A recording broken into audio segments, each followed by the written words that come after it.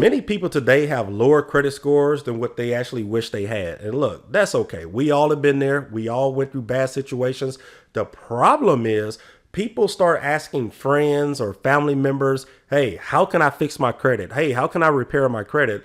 And they get told wrong answers. Okay. They get told things like, oh, if you have bad credit, just apply for a secure credit card. Or, hey, if you got bad credit, apply for this loan. This is going to fix your credit. Hey, don't worry about having bad credit. Just keep paying your bills on time. This is going to fix your credit. You know, all of these things that people tell others on how to repair or fix their credit, 9 times out of 10 is wrong information. Okay. So in this episode, I want to talk to you about how you can go from having bad credit and what steps you should take to turn that bad credit into hopefully good credit, and actually the right steps to take without wasting your time. Yes, it pays to have good credit. You would always want to be on the side of having good credit. Do you think it pays to have good credit? Okay, so before we talk about the steps you should take in order to repair your credit or fix your credit or just increase your credit scores in general, if your credit scores are in the bad credit range, or I guess lower than what you actually prefer. Okay, so before we can talk about those steps, let's first understand, if you have bad credit, the first step is just taking accountability of how did you get here. Okay, you missed payments, you didn't pay something back, something went to collections. Look, just take accountability and understand that those items report for 7 years. Okay, that 7 years start from when the account was closed or when this late payment actually hit your credit. Whatever the case is, it goes by that particular date, not the date for, you know, whenever you open up the account. It goes by whenever that account became negative or whenever that item became negative. Okay, so now you understand, if you mess up your credit, you have to wait 7 years for that information to be removed. Okay, so let's just first get a clear understanding of that, because people who don't take accountability in what they've done to their credit reports or their credit scores, they are usually the main ones calling around trying to get somebody to help them fix their credit in probably 1 second, which is unrealistic. Is not going to happen. Okay, so the very first step, guys, take accountability in what you've done. Understand how you got here.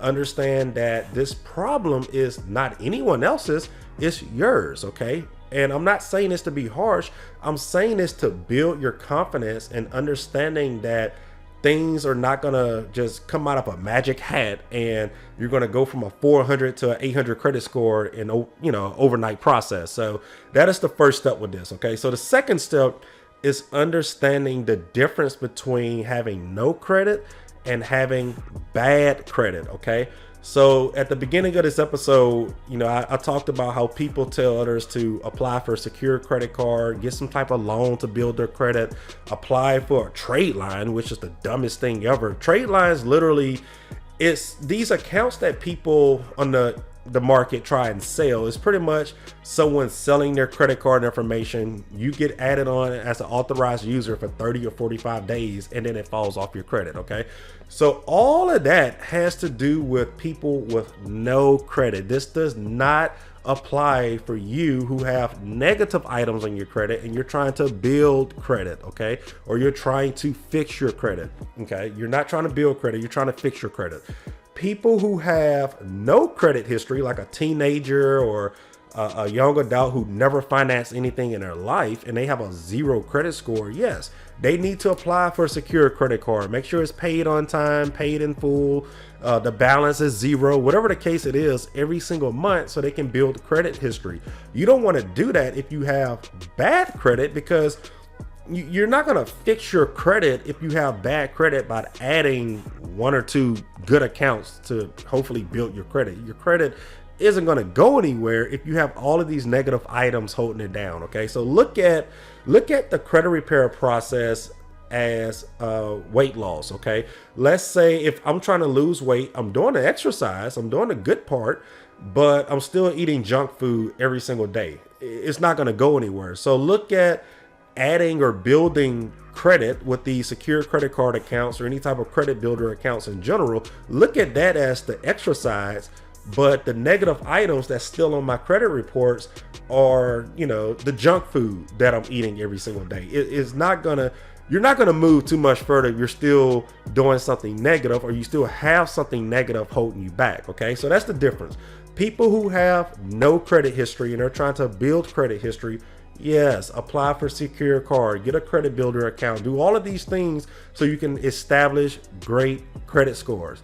For those who have bad credit, building credit will not help much. You know, eventually 5 years from now, when you just continue building credit and those negative accounts get older, yes, your credit scores will increase. But as of right now, you need to focus on the credit repair process. Okay, the credit repair process is the process that you're attempting to get most of those negative items removed. Okay, it is not a promise to just automatically fix your credit or automatically delete or just wipe everything off of your credit like some type of magic trick. Okay, the credit repair process is looking at those negative accounts and challenging them with the credit bureaus. Okay, you're asking if those items can be verified. If they can't be verified, the credit bureaus must remove them.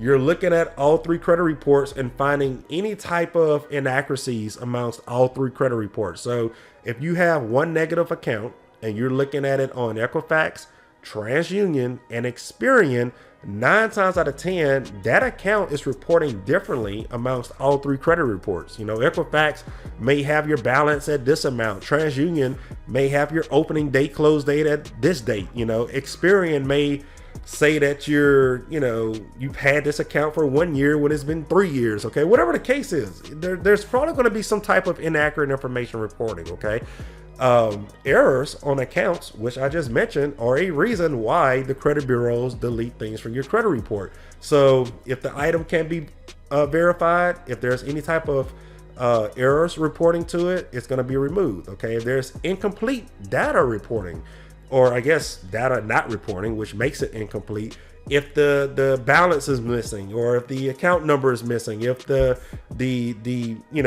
account details and the terms itself is missing, that's an incomplete account. The credit bureaus will remove it. And then last but not least, you have situations to where the creditor or debt collection company, they just do not respond within 30 days to the credit bureau's investigation. If that's the case, the credit bureaus will remove it. Okay, it's just that simple. That's the credit repair process. Now, with this being said, this does not mean you're automatically going to fix your credit if you have bad credit. Okay, doing something is better than sitting like a duck for 7 years waiting for this account to naturally fall off. Credit repair was never designed to just promise you that your credit is going to get fixed. Having negative credit, affecting you for 7 years is a punishment. It's like jail for your credit. So it's like real life. If I commit a crime and I go hire a lawyer, that does not mean I'm just going to walk away a free man. I have to go to court and I have to challenge these items. And the lawyer job is to attempt to better my situation or find me not guilty just due to the laws and the evidence that's being presented in court, kind of just like credit repair. If you hire a credit repair service, that does not mean you don't have to wait 7 years to have good credit again. That does not mean everything on your credit is just going to get wiped away. That just means you're attempting to work on your credit in hopes that you don't have to wait 7 years for your credit scores to be better than where they are right now with these negative items. Okay, so if you guys have any type of concerns or questions after listening or watching this episode, definitely feel free to comment any questions you have in the comment section. If you're watching this on YouTube or anything, if you're listening to this on the audio platform versions like Spotify, Apple Podcasts, etc., you can reach out directly to Sturgis Credit Repair. You visit our website, sturgiscreditrepair.com, and just fill out the contact us form. Feel free to ask questions, guys. Like if you have anything that's negative on your account and you're wondering if it could be removed, we have no problem checking it out and seeing if there's options that we can possibly take to get it removed. But other than that, you guys just need to understand how the credit repair process works Stop getting told these lies that if you hire a credit repair service, or if you just do this yourself, or even if you send some special letter that you're going to fix your credit. Stop believing that, and stop getting told, oh, if you have bad credit, just apply for the secure credit card or do this and it's going to fix your credit. You're doing nothing but wasting time. Okay.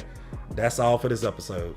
If you use credit to improve your lifestyle and would like to share your story on the It Pays to Have Good Credit podcast, feel free to reach out to us at info@sturgiscreditrepair.com.